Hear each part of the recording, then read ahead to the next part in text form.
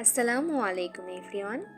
বুটের ডাল দিয়ে গরুর গোশত বা খাসির গোশত রান্নার রেসিপি আজকে আপনাদের সাথে শেয়ার করছি। প্রথমে আমি বুটের ডালকে 4 ঘন্টার জন্য ভিজিয়ে রেখেছিলাম। সারা রাত ডালটা ভিজিয়ে রাখলে কিন্তু আরও অনেক নরম হয়ে আসে। এতে বুটের ডাল সহজেই কিন্তু সিদ্ধ হয়ে যায়। আমার হাতে যেহেতু বেশি সময় ছিল না, তাই আমি 5 ঘন্টায় ভিজিয়ে রেখে এখন প্রেসারে দিয়ে দিচ্ছি। এর মধ্যে লবণ ও হলুদ অ্যাড করে সবকিছু ভালোভাবে ডালের সাথে মিশিয়ে 2 কাপের মতো পানি দিয়ে ঢাকনাটা ভালোভাবে আটকিয়ে দিচ্ছি। এরপর যখন 3টা সিটি আসবে তখন আমি নামিয়ে নিব। এখন গোশত কষিয়ে নেওয়ার পালা। আমি প্রথমে প্যানে তেল গরম করে এতে পেঁয়াজ আর রসুন হালকা ভেজে নিচ্ছি। আর পেঁয়াজের কালার যখন হালকা বাদামি হয়ে আসবে তখন জিরা দিব 1 চামচ। এরপর আদা রসুন বাটা দিয়ে হালকা ভেজে নিব। এভাবে হালকা ভেজে নিলে মশলার যে কাঁচা গন্ধটা থাকে সেটা কিন্তু আর থাকে না।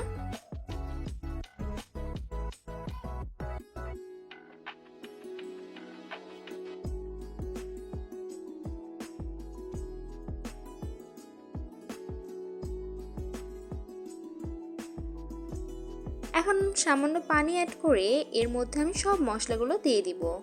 এখানে আমি ঝালের গুঁড়া 1 টিস্পুন, হলুদের গুঁড়া 1 টিস্পুন, লবণ স্বাদ মতো, গরম মশলা 2 টিস্পুনের মতো দিয়ে ভালোভাবে ঢাকনা দিয়ে কষিয়ে নেব।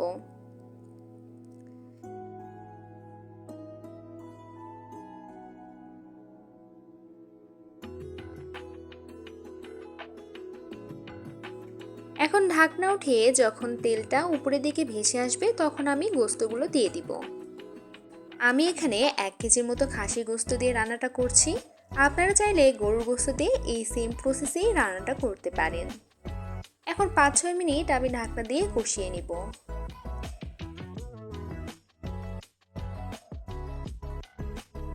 এরপর ঢাকনা খুলে আমি অনবরত নাড়তে থাকবো।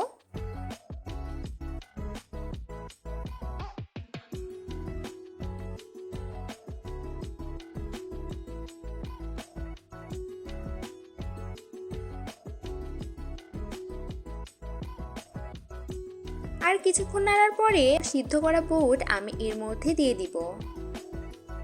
এরপর সব কিছু ভালোভাবে মিশিয়ে আমি ঢাকনা দিচ্ছি। 10 থেকে 15 মিনিট আমি এভাবে রান্না করে নিব। 10 থেকে 15 মিনিট পর আমি ফিরে আসলাম। এখন ঢাকনা উঠিয়ে হালকা নেড়ে নিচ্ছি। এরপর আমি আর ঢাকনা দিব না যতক্ষণ না পানিটা একদম শুকিয়ে যায়। এভাবে রান্না করলে কিন্তু বুটের ডালটা গলে যায় না।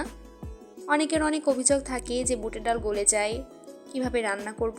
তো এই প্রসেসে যদি রান্না করেন তাহলে কিন্তু বুটের ডালটা একদম গোটা থাকে, গলে না, কিন্তু খুব ভালোভাবে সিদ্ধ হয় আর টেস্টটা একদম পারফেক্ট থাকে। এখন আবার সামান্য পানি দিয়ে আমি 10 মিনিট রান্না করে নিব। এই তো হয়ে গেল রান্না। এখন পরিবেশনের পালা। আমি মাখো মাখো করে নামিয়ে নিয়েছি। আপনারা চাইলে হালকা ঝোল রাখতে পারেন। দেখুন কালারটা কত পারফেক্ট এসেছে আর দেখতেও কত পারফেক্ট লাগছে রান্নাটা। আজকের মতো এইখানেই, দেখা হচ্ছে পরের কোনো রেসিপি নিয়ে। এখন আল্লাহ হাফেজ।